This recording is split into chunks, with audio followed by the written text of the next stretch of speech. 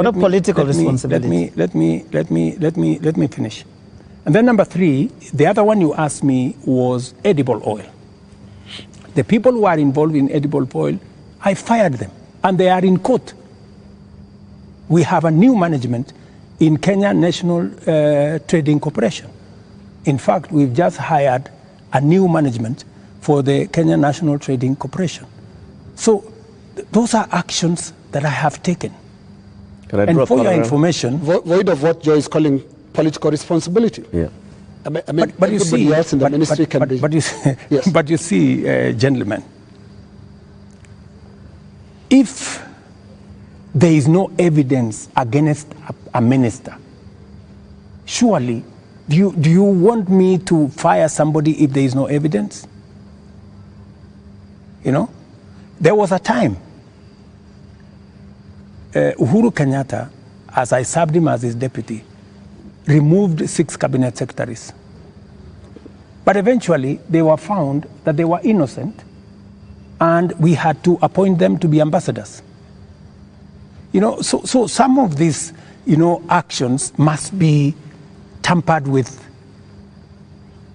process of law, you know, due process. So unless we follow due process, gentlemen, we will end up being something else. Up to this, just a moment, Eric, in a moment, yeah.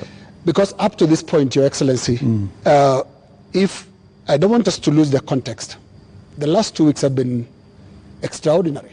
We've never seen anything like this. You have KDF troops in the streets of Nairobi.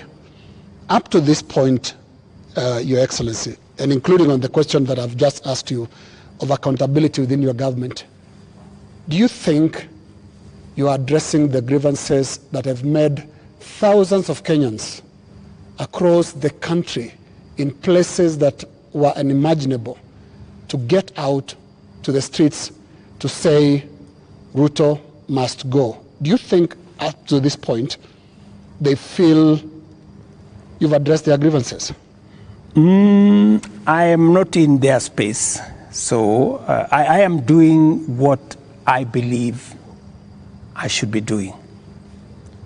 I have taken the responsibility to withdraw the finance bill with all the attendant consequences. That I have done. I know what it means, and I know where it takes the country, and it is not a simple decision for me to make. And for your information, the finance bill was going to take Kenya big steps forward. But it's a sacrifice I've had to make because of the political reality that we are in. But it will mean counties will have to take maybe 30 billion shillings off their budget. It means we have to reduce CDF by maybe 10 billion shillings. It means we have to rethink about what to do with JSS teachers. It means we have to put on the freezer. We wanted to hire another 20,000 teachers because there are kids who do not have teachers. It means we have to work on our UHC program. We thought we would upgrade, for example, Linda Mama.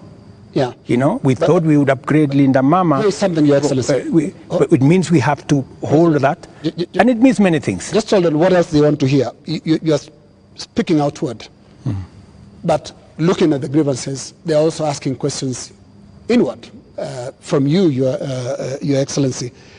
And what I can hear from these grievances that have been expressed quite loudly, you said you are not in their spaces. We sometimes get into the spaces to listen to what they are saying. And all they're saying is you cannot be, for the next 3 years, the president that you've been for the last 2. So what is that you're going to change about? That's why Linus. Yes. That's why Linus. That's why we are here. Of course, it's not going to be business as usual with the kind of reality we are faced with now.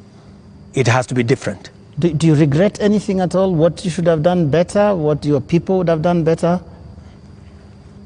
Well, maybe there are things we should have done better. We should have communicated better. I think the biggest problem we have, even with the finance bill, because the finance bill has great things for Kenya.